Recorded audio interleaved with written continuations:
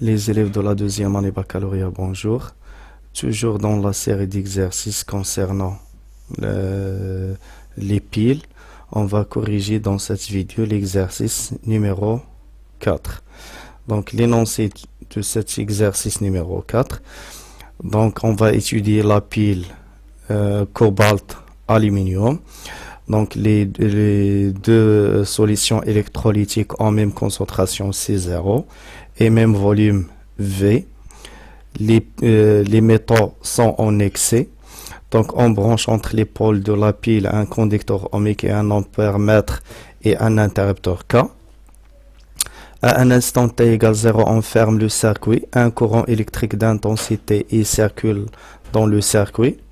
La courbe de la figure 2 représente la variation de la concentration d'ion aluminium existant dans la deuxième demi-pile en fonction de temps.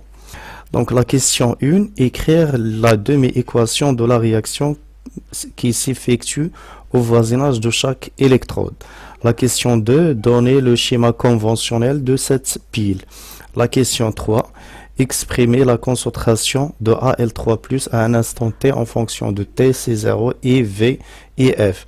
La question 4, en déduire la valeur de l'intensité I. La question 5, la pile est entièrement usée à une date TE déterminée en fonction de TE, F, I, I, M, la variation de la masse de la lame d'aluminium. Donc la question 1, les demi-équations. Donc on n'a pas les concentrations initiales pour comparer QRI, etc.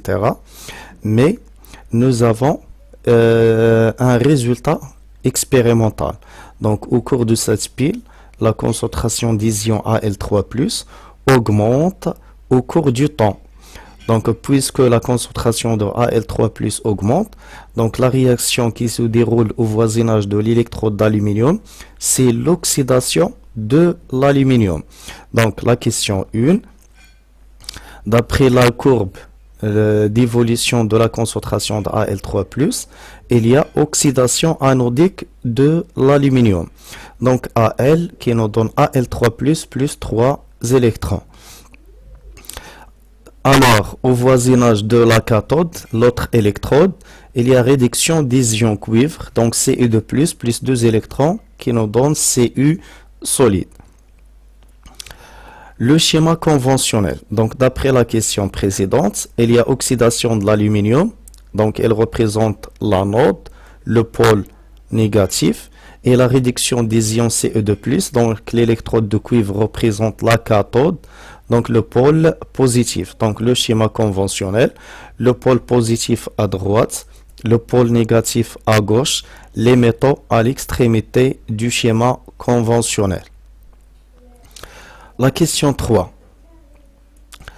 D'après le tableau d'avancement, donc on va écrire l'expression de la concentration de Al3+ au cours du temps. Donc la concentration de Al3+, c'est C fois V plus 2X, C0V plus 2X, sur V, sur un seul V, car les deux compartiments sont séparés. Donc la concentration de Al3+, C0V plus 2X sur V, et la concentration de Ce2+, c'est CV moins 3X sur V. C'est-à-dire que la concentration de Al3+ égale C0 plus 2X sur V. Donc on va chercher l'expression de X en fonction du temps. Donc d'après l'expression de la quantité d'électricité, Q, on a la quantité de matière des électrons égale Cx, donc le nombre des électrons est changé chez C6, donc N des électrons c'est Cx, donc égale Q sur F, égale I fois delta T sur F, delta T égale T, car T0 égale 0. Donc la quantité de matière des électrons égale I fois T sur F. Donc 6X égale I fois T sur F. C'est-à-dire que X égale I sur T, I fois T sur 2F. Donc on remplace X par son expression. On obtient la concentration de Al3+ égale C0 plus I fois T sur 3F fois V. Donc 2 divisé par 6, il reste 1 sur 3. I fois T sur F fois V. La question 4, déterminer l'expression de l'intensité du courant. Donc d'après la courbe et l'expression précédente, AL3 plus en fonction de T est une fonction affine d'ordonnée à l'origine C0 et de coefficient directeur E sur 3F fois V. Donc le coefficient directeur E sur 3F fois V égale delta de la concentration sur delta T. Donc d'après la courbe, donc l'axe des ordonnées est coupé. Donc cette valeur n'est pas connue. Donc on ne peut déterminer de cette courbe que la variation. Donc I sur 3F fois V égale delta de la concentration sur delta T. On prend deux points. Donc I égale delta AL3 plus sur delta T fois 3 fois F fois V. Donc on prend deux points. Donc 5 10 à la puissance moins 2. Ce point-là et ce point-là. Donc 5 10 à la puissance moins 2 sur 750. 3 divisions. Donc 750 secondes. Donc une division verticale. 5 10 à la puissance moins 2 ou deux divisions, petite division verticale. 5 10 à la puissance moins 2 sur 3 divisions horizontales. C'est 500 plus 500 sur 2, donc c'est 750 fois 3 fois 96 500 fois 50 millilitres 10 à la puissance moins 3, donc égale 0,96 ampères.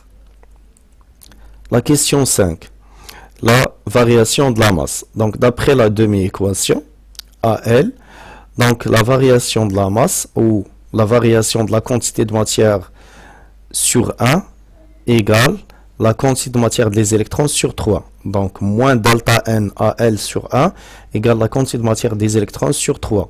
Ou la quantité de matière consommée de AL égale la quantité de matière des électrons échangés sur 3. Donc moins delta M sur M égale Q sur 3F. La quantité de matière des électrons c'est Q sur F. Donc Q c'est I fois T final. Q c'est I fois T final. Donc delta M de AL c'est moins I fois T final fois la masse molaire sur 3F.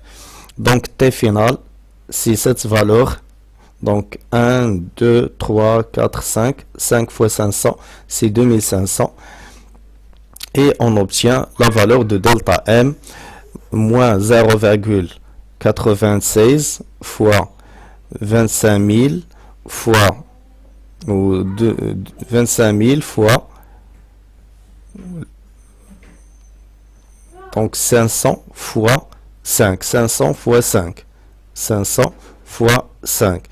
C'est 2500 fois 27 sur 3 fois 96 500, donc égale moins 0,22 grammes. Donc merci pour votre attention et à la prochaine vidéo, Inch'Allah.